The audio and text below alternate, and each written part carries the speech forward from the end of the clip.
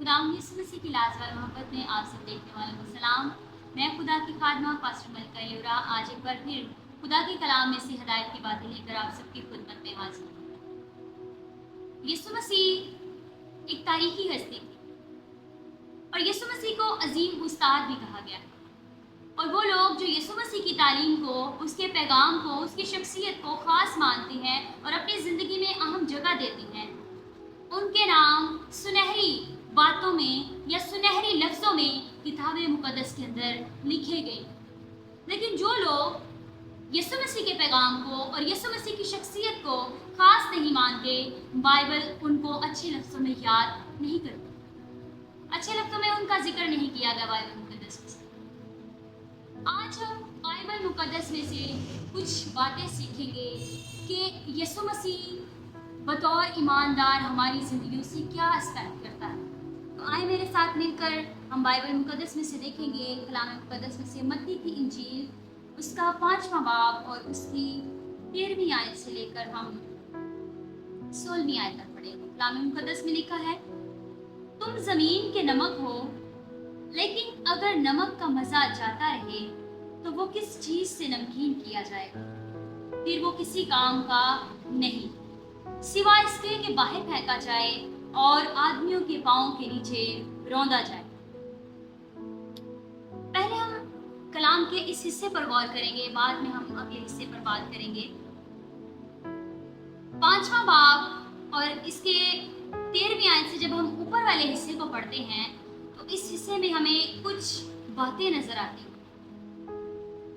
और वो बातें हम आम जुबान में या बाइबल हमें बताती है कि वो मुबारकबादियाँ हैं, और इसको पहाड़ी वास भी कहा गया है और इसे यीशु मसीह की तरफ से मिली हुई इख्तिलाफी शरीयत भी कहते हैं। जैसे पुराने अहदनामे में 10 हुक्मों को अहमियत हासिल थी, वैसे ही इन बातों को, खुदा की इन इख्तिलाफी शरीयत को नए अहदनामे में अहमियत हासिल है। इनको भी हुक्म माना जाता है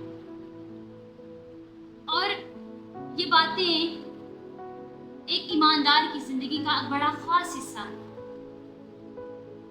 जब एक ईमानदार इन बातों पर अमल करता है तो उसका किरदार आसमान की बादशाही के लायक बनता जाता है। ये पहली बात है कि जब हम ये बातें एक ईमानदार की जिंदगी में देखते हैं तो उनमें से पहली बात है कि जब वो इन बातों पर जो 13वीं आयत के ऊपर लिखी गई है, जब वो इन बातों पर अमल करता है तो उसकी ज़िंदगी जो है वो आसमान की बादशाही में दाखिल होने के लिए ढलती जाती है, तैयार होती जाती है, उसका मुकाम बदल जाता है। और जब मुकाम बदल जाता है, उसका स्टेटस बदल जाता है, तो उसके बाद ईमानदार की एक जिम्मेदारी भी होती है, और उस जिम्मेदारी को पूरा करने के लिए उसे क्या करना चाहिए, या उसको उसकी जिम्मेदारी या उसके किरदार में क्या ऐसी बात आनी चाहिए कि वो कैसे खुदा के कलाम की जिम्मेदारी को जो उस पर आयत की जाती है कैसे पूरी कर सकता है। तो जब हम 13वीं आयत का मुताला करते हैं तो यहाँ पर लिखा है कि तुम जमीन के नमक हो। यीशु मसीह ने यहाँ पर ईमानदार को नमक से तशबीह दी।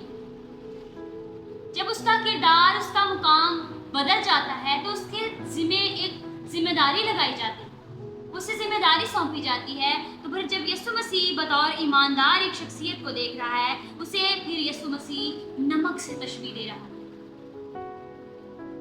नमक के लिए यूनानी लफ्ज अल्लाह इस्तेमाल हुआ है जिसका मतलब है नमक, और लिखा है लेकिन अगर नमक का मजा जाता रहे तो वो किस चीज से नमकीन किया जाएगा, फिर वो किसी काम का नहीं, सिवाय इसके कि बाहर फेंका जाए और आदमियों के पांव के नीचे रौंदा जाए। यीशु मसीह ने ये बातें पहाड़ी वास के दौरान कही, और उसी दौरान खुदा ने जब यीशु मसीह ने तालीम दी, मुबारकबादियाँ पेश की, तो आगे फिर वो मुबारकबादियाँ पेश करने के बाद ईमानदार की जिंदगी के अंदर 2 बातों का बड़ा खास ध्यान करा।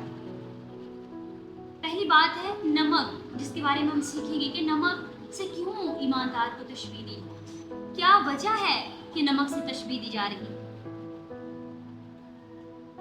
तुम जमीन के नमक, तुम्हें, मुझे और आपको यीशु मसीह कह रहा है कि तुम जमीन के नमक हो, लेकिन अगर नमक का मजा जाता रहे तो वो किसी काम का नहीं, और फिर क्या होता है उसके साथ कि उसको पैरों के नीचे फेंक दिया जाता है, वो रौंदा जाता है और बाहर उसको फेंक दिया जाता है।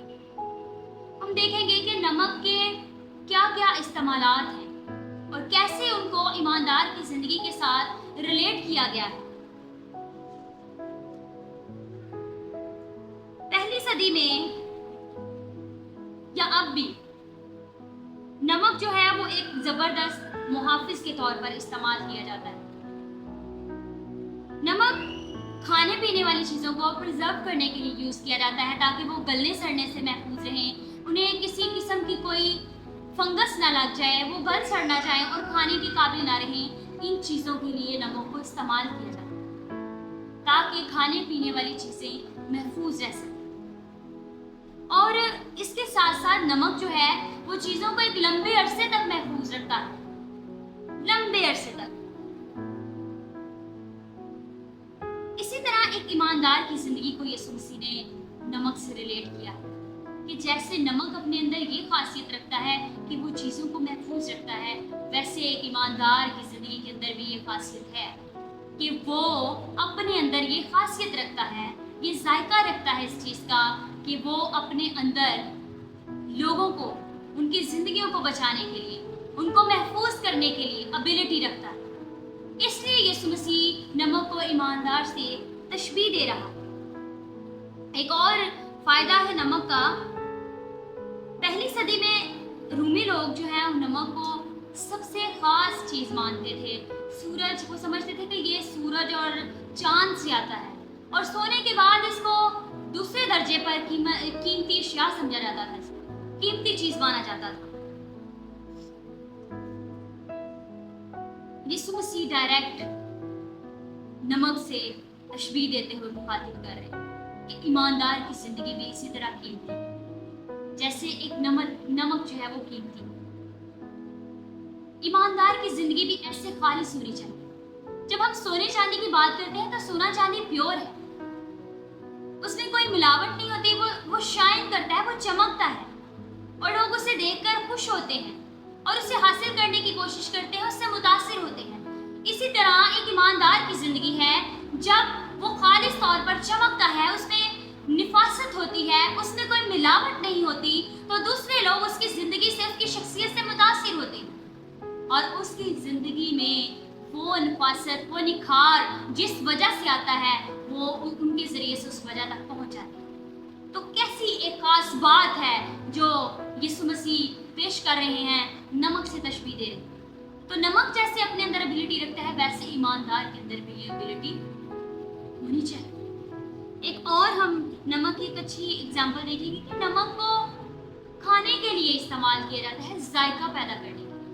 अक्सर हम घरों में देखते हैं कि औरतें खाना बनाती हैं, मर्द हजरात तो कम ही बनाते हैं, ज़्यादातर औरतें ही घरों में खाना पकाती हैं। लेकिन कभी क्या आपने इस बात पर गौर किया है कि जब बहुत अच्छा खाना तैयार कर लिया जाए और जब सब लोग खाने की मेज़ पर बैठ जाए, खाना खा रहे हों, तो खाना खाते हुए वो एक चीज़ पर गौर करें कि खाने में तो नमक ही नहीं, तो क्या खाना खाने का कोई मज़ा आएगा? उसका टेस्ट पता चलेगा कि क्या टेस्ट है? वो बेजायका रहेगा, उसका कोई जायका नहीं आएगा और कोई इसको खाना पसंद नहीं करेगा। सब कहेंगे ये मज़े का नहीं है, हम इसे खा नहीं सकते। इसी तरह एक ईमानदार की जिंदगी भी, जब उसकी जिंदगी के अंदर जायका नहीं, यीशु मसीह की मोहब्बत नहीं, तो उसकी जिंदगी बेजायका। वो दूसरों को अपनी जिंदगी से, अपनी शख्सियत से मजा नहीं दे सकता, दूसरों को मुतासिर नहीं कर सकता, दूसरों को मसीह की मोहब्बत के बारे में नहीं बता सकता। इसी तरह अगर हम चाहते हैं कि हम जिनको यीशु मसीह नमक से तशबीह दे रहा है, तो नमक जब अपने अंदर ये खासियत रखता है तो हमें चाहिए कि हम भी नमक की तरह अपने अंदर ये तमाम खासियत रखें, अपने आप को नमक की तरह बनाएं। क्योंकि जब नमक का मजा जाता रहता है तो लोग उसे फेंक देते हैं, वो किसी काम का नहीं रहता। इसी तरह ईमानदार की जिंदगी है, जब ईमानदार की जिंदगी के अंदर कोई फल नजर नहीं आ रहा, कोई वर्क नजर नहीं आ रहा, वो कोई काम नहीं कर रहा, दूसरों को फायदा नहीं दे रहा, यीशु मसीह का काम नहीं कर रहा, आसमान की बादशाही के लिए काम नहीं कर रहा, तो उसकी जिंदगी बेफायदा है। लोग उसे फजूल समझते हैं, लोग नकारा समझते हैं, और सबसे बड़ी बात वो खुदा की नजर में भी नकारा होता है। کسی کام کا نہیں، کیونکہ جب وہ خدا کی بادشاہی کے لیے کام ہی نہیں کر رہا، استعمال ہی نہیں کیا جا رہا، تو وہ کسی کام کا نہیں، پھر خدا بھی اسے اپنی حضوری سے نکال دیتا ہے، جیسے نمک کو لوگ اپنے گھروں سے نکال دیتے ہیں جب وہ ضائع ہو جاتا ہے، بے ذائقہ ہو جاتا ہے۔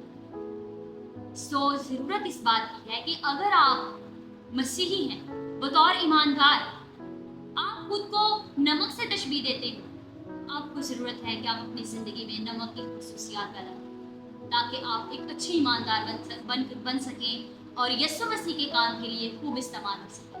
خداوند آج کے کلام کے وسیلے سے آپ کو برکت دے، آمین۔